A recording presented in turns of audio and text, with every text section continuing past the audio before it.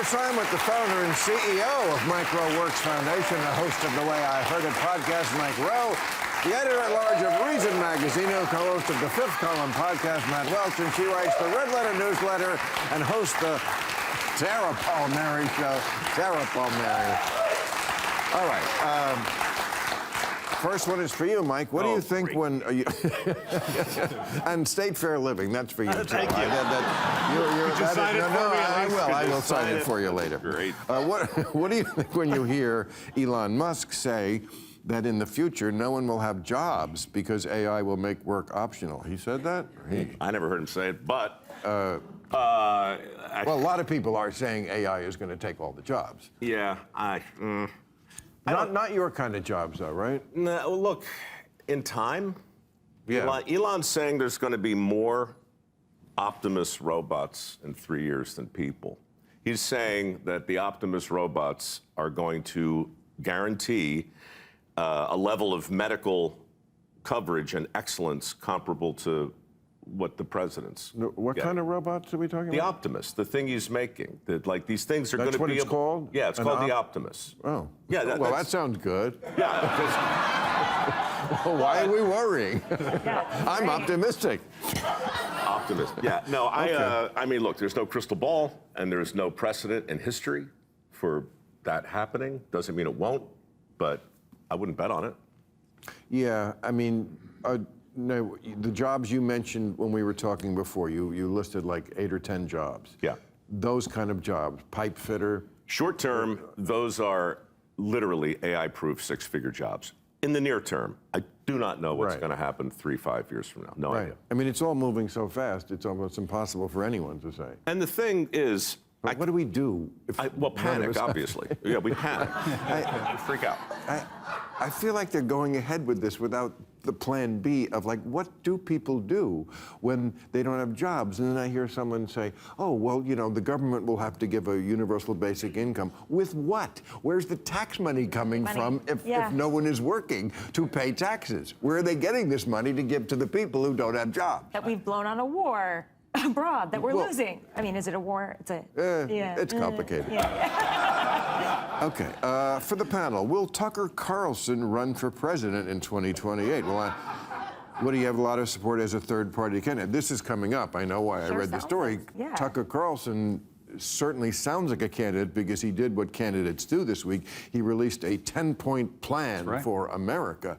This is kind of candidate adjacent kind of stuff, and also he smells blood in the water. Yeah. A lot of MAGA is unhappy. They do not like Trump's war, as you just mentioned. They do not like the tariffs. They do not like high gas prices. The Corleone family's being run out of New York.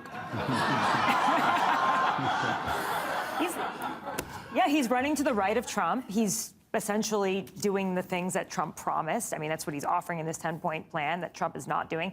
And I just think that I know your former guest, J.D. Vance, that he's going to be dragged down by Trump. I mean, if Trump's approval ratings right now are in the 40s and below, how is he going to come out of this being his right-hand man, looking good? Nobody who's a vice president ever goes on. I mean, Gore, Biden tried. I mean, Obama told him not to. George Bush did. George Bush won. Yeah, George Bush that's the first. fair. Yeah, but for the most part, William Henry Harrison. Okay, but this is great presidency. I'm just saying. Okay, fair. But it's just not looking good for him, and Rubio too. I mean, this is just they're both going to be dragged down by it. And the great thing about being a podcast host is you have no responsibilities. You can say whatever you want. And he does. He should. He should have responsibility to his audience, but he's not actually up to he's not given any responsibility in terms of. He's already way up in the polls among smirking douchebags. And revisionist World War II historians, don't leave them out. That's right. Every 4 years, I have to be the buzzkill and say that starting a third party or an independent run of the presidency is really, really hard and detailed work. And so therefore, there's no chance in hell he's going to do that. It's much easier to be a podcast host. Okay. That's fair. Yeah. Panel, what are the panel's thoughts on Ariana Grande's announcement? Okay, I made a joke, but again, I'm making fun of her, and we hope she gets well if she's not well. It's unclear. I mean, yes, she's thinner than you should be, that she'll be stepping back from public. Is this even a topic everyone should be talking about? Because I noticed that people talk about it like, oh, we're the good people and we're doing the thing, we need to step in. And maybe that's true. Maybe we need to step in with pop stars. Britney Spears was another example of that. And people in show business, you know, it looks like a great life. I think it's been a great life, but I'm from a different generation. Like, good things are actually good. I like good things. Real quick, Bill, what's going on? Oh, jeez. Oh, okay. What happened? Ariana Grande, some years ago, she licked a donut. Yeah.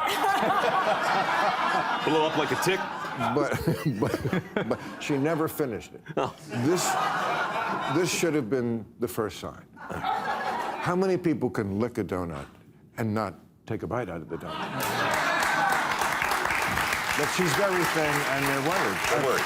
Well, people are saying she's dying before our eyes, and nobody is doing anything. I mean, it's anorexia. It's a horrible thing. Yeah. It's a real psychological syndrome. Right. Yeah, I'm glad as someone whose daughters who are quite fond of her that she's stepping aside because she looks unhealthy. She looks unhealthy. It's not my business or whatever, No, but like I hope that she gets better. Okay. What does the panel make of Bank of America spending well, this is somewhat related, spending roughly $250 million a year on GLP-1 medications for its employees? Bank of America is spending. Seems like a lot. I don't get it. So, like, Bank of America is subsidizing its employees for getting Ozempic? That's weird, because what I heard from captains of industry is they hate Ozempic because it does take away your drive to eat. It also takes away your drive to work a lot. Yeah, I'm sure it messes with your energy, It does. your flow, It your does. life. I mean, Yes. your But also it's good for digestion. stroke. Yeah, sex life. Yes, it's All not. of it. Like, I know. Scott kinda- Galloway was here last week. He says he thinks it's more important than AI. Sorry, Scott, I'm not with you on that one. Maybe they want them to be miserable and then feel like they should work more because their lives are so terrible. I don't know if it's some sort of plan. I mean, Bigger. How can we possibly know what this is going to do in 2 or 3 years? I mean, I honestly. agree. Exactly. What is the very long tail on It's that? amazing the way they jump so quickly at things, and it's like, Yeah, it's scary, actually. okay. How dangerous is it that for the U.S., that our stockpile of cruise missiles has been nearly depleted due to the war in Iran? Now, Trump says this is fake news. How do we know this? I'm very curious about that, because the Pentagon, when Pete took over, they put a big clamp on what the reporters access to the But he Pentagon. won't let them in the building. Right, won't let them in the building. Exactly. Like- So I'm not saying this is not true. I'm just asking, how do they know it? Well, they are making up the number of casualties. They literally changed from 18 to 14 on their website. I don't know how we can believe that, but also, do we want to fill the munitions that are losing this war? Shouldn't we be using drones like the rest of them, cheap drones? I don't understand. Oh, it's so ridiculous. I think we want anti-aircraft missiles. That we're just going to go out on a limb here saying that's a good thing for a country to Right. have, especially if we're... Well, these are the ones that shoot down drones, partly. the Are they anti-tanks. not? Yeah. Okay. So I've been to the Pentagon a couple times in the last few months. Weirdly. They let you in? They let me What's in. it like in there? It's roomy. Is it's, it? You can get lost. really? It's so freaking It's big. the world's biggest office building. I mean, it's a city. It's is. literally in Pentagon City, and Yeah, the Pentagon yeah. itself is. Anyway, and I was in the secretary's office, and we had a chat. What did he say? Well, I'll tell you. How's it going? Love to hear about it. Look, this is so far out of my lane, but like the buzz is asymmetrical warfare. The conversation is we're never going to out-manufacture China, never in a million years. They delivered 982 ships last year. We delivered 6. All right, we're not even close. So they're companies like Hadrian and Apex and Mach, who are actually shooting with them later this week, but they're making very, very cheap, very lethal weapons. Mm-hmm. And the thought is, a balloon, for instance, at 80,000 feet, carrying a kind of payload that would be very bad to have over your country, that balloon's got to come down. The only way to get it was with a $2 million ICBM or a Patriot missile, right? Mm-hmm. So the thought is just to flood the zone with these really inexpensive, effective, lethal weapons. Right. And that was the scuttlebutt. That's the way forward, That's I think. the new guerrilla warfare. Drones are the new guerrilla warfare. Ukraine. It's already here. Yeah, that's how they're still in the game Every right 3 now. months, there's new protocols in Ukraine. It's It's amazing. It's the new plot of Lioness. I know it's already But it's here. so cheap, too. It's so cheap. If it's in Lioness already, it's got to be real. Yeah. Okay. Mike, are tariffs a good way to bring manufacturing jobs back to the U.S.? Oh, thanks for that, Bill. That's awesome. Why? These are from the people. Yeah, sure. Yeah, the people. Why are you mad at that question? Well, because look, I just had a guy on my podcast, terrific guy. He Montana Knife Company. His name is Josh Smith, and he started with nothing. He has 160 employees now. He makes the best knives in the country, and I think I don't want to speak for him, but Montana, Missoula, the inclination is they're rooting for the president, But when you look at the extra $300,000 it costs to bring in a grinder from Germany, which is absolutely essential to doing what they do, you can see that cost is either going to get passed on to their customers or they're going to eat it. So I'm super sympathetic to a lot of small businesses who are wrestling with workforce primarily and then dealing with this. And I don't think their stories get told enough. Very diplomatic. Thank you. State Fair Magazine, everyone.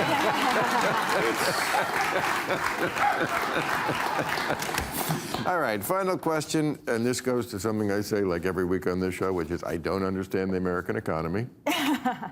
Because I was reading recently, I assume it's true, it's published in a lot of places, that the upper middle class has gained like crazy amounts in the last 10, 20 years. Because they're invested in the stock market. I guess what it is. Or wait. But like, like by 30%.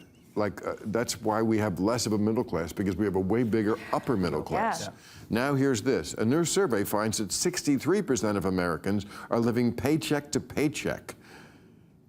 How could both things be possible? But I always ask that, like, how can some people have so little money? And I mean, I understand how economies work, but then like so many people can go to a concert, which is thousands of dollars. Well, not all the tickets are thousands of dollars. Well, but it's very expensive. It is expensive, even just to get like a Coke and some, fries or whatever. It's absurd. Or these 7 million men who don't work. What are they living on? They're living on credit in their parents' basements. Exactly. And disability insurance. We have more people on disability than we've had for a really long time. And the Nicholas Ebersop book, which is admittedly fantastic, talks about that a lot. We are paying people to not work. So these 63% of Americans who are living paycheck to paycheck, these are not these young men because they have no paycheck.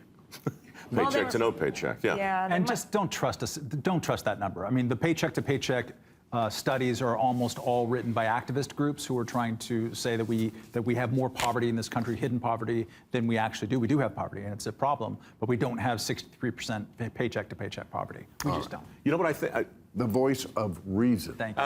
See, that's why his thing is reason. Yeah. I get it. It's very clever. Yeah. Sorry, go ahead. I was going to say that I don't know about the paycheck to paycheck either, but I'm pretty sure that the lack of participation in the markets is a thing. And I had a chance to kind of dropping names horribly, but Secretary Bessent came on the podcast. And okay.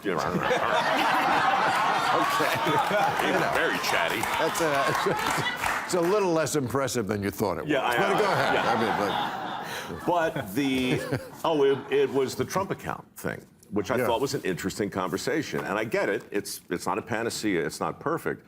But for those families to have a kid and to get them in the market, at least in a way that they can monitor it, they can have it, they can participate in some way.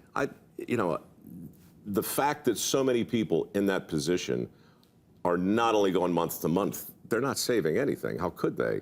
That's the tragedy. Yeah. Well. On that Never hoping we would end on more of a positive note, right. but my Optimus robot is waiting for me backstage. Thank you very much, ladies and gentlemen.